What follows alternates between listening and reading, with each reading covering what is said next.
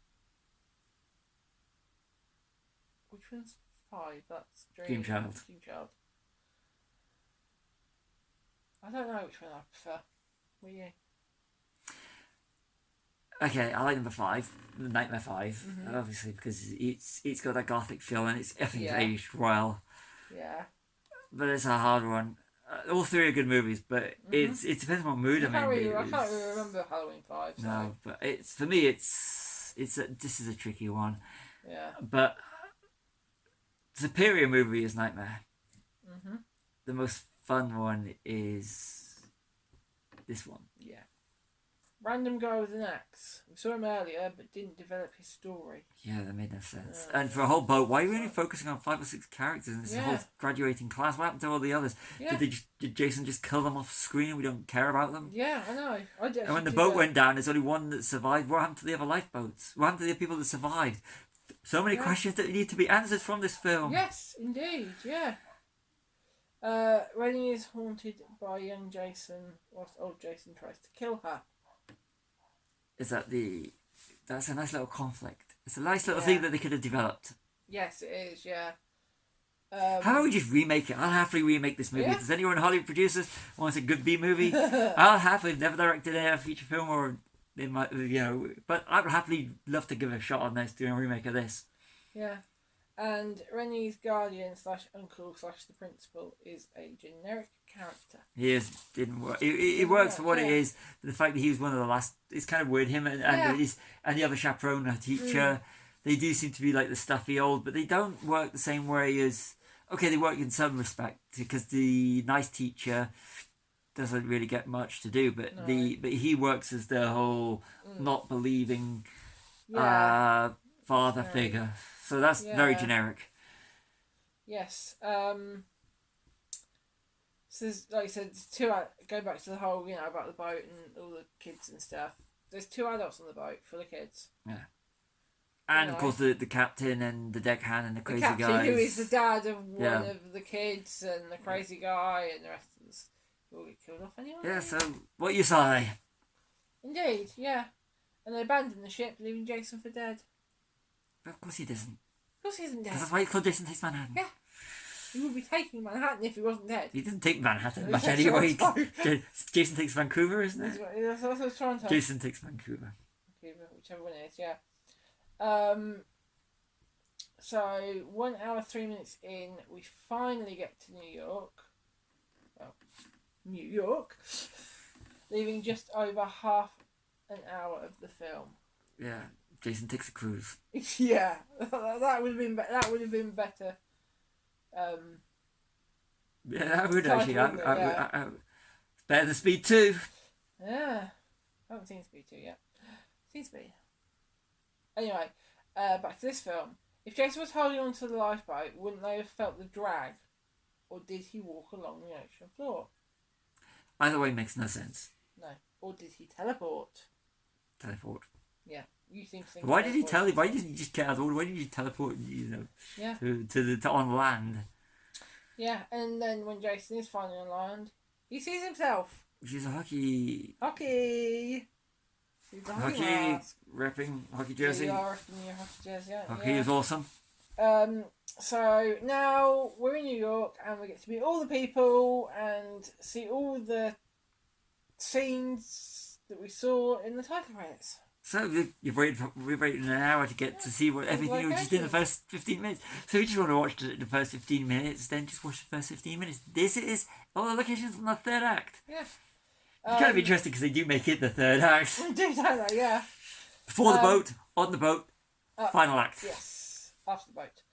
You should never split up in a horror movie. No, but they always seem to do it. This isn't the first one that we've done this year that they split up, and it's... You never split up in a horror movie. Split up in the horror movie. Here we go. It is Vancouver. Yeah. Is this Jason Takes Manhattan or Jason Takes Vancouver? You said about the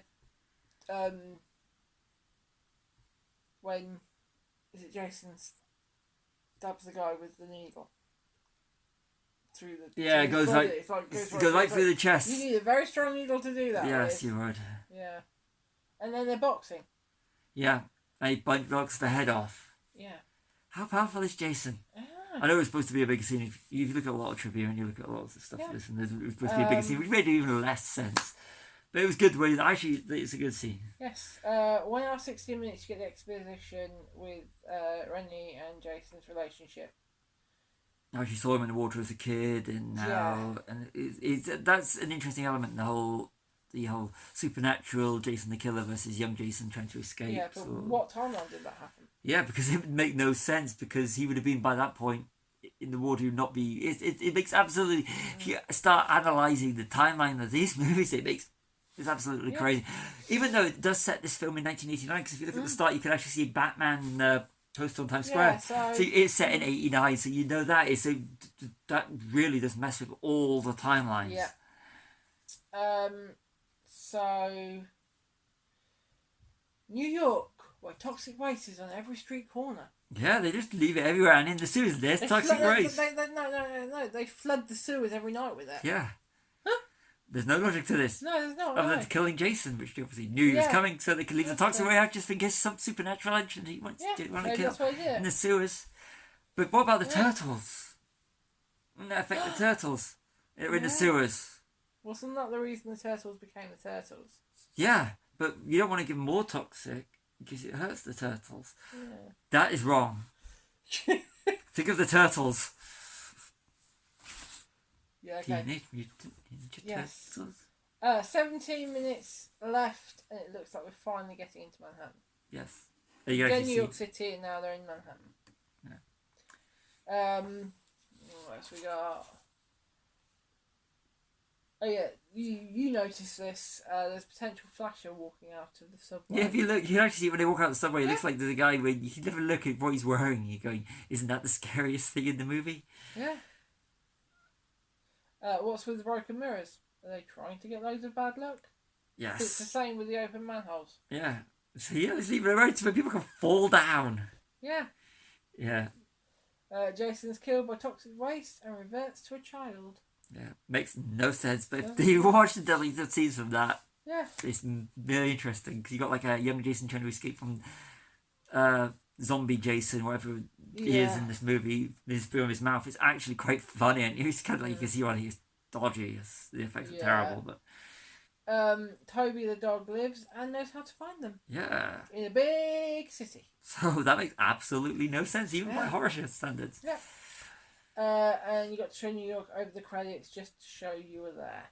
Yeah, I got to show we were in New York, get a little bit more business, get a little bit more out of it, you know. And that is it for my notes. So yeah, we just completed the notes. So, what do you think? Bad movie. So bad it's good. I can't say it's a good movie because it's not a good movie, but I enjoyed this movie. It was a bad movie. It's so bad it's good, I suppose. Yeah. Did you enjoy it? Yes. Is it a bad movie? Is it one you would watch again? Probably, because you'll make me watch it again. I've watched this. I've watched this film many times. It's one of those movies. Exactly.